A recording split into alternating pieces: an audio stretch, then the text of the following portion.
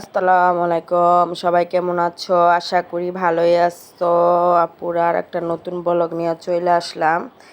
কি করুম, কোনো সময় পাইতাছি না, খুবই কাজের মধ্যে ব্যস্ত আছি। সেদিনও আবার মার্কেটও গেছিলাম, ওগুলিরও ভিডিও অবশ্যই তোমাদের সাথে শেয়ার করব। আজকে কি দিয়া ভাত খাইলাম ওইটা শেয়ার করতেছি।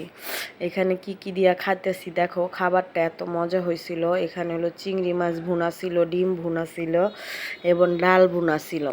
এই তিনটা দিয়ে অল্প দুঘা ভাত নিছি, কারণ বেশি খাইলে আল্লাহ জানে যে আমরা কিভাবে মোটা হই। আর অনেক চিকন মানুষ দেখি প্লেট বইরা বইরা খায়, মোটা হয় না, কিন্তু আমরা একটু খাইলেও মোটা হয়ে যাই।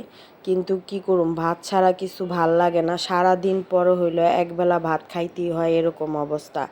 এই জন্য অল্প কয়টা ভাত নিয়ে নিলাম আর বেশি করে একটু তরকারি নিলাম। পরে খাইলাম খুব মজা করে। এবং যে যে আপুরা আমার ভিডিওটা দেখবা সবাই একটু লাভ লাইক দিয়া দিবা। আল্লাহ হাফেজ।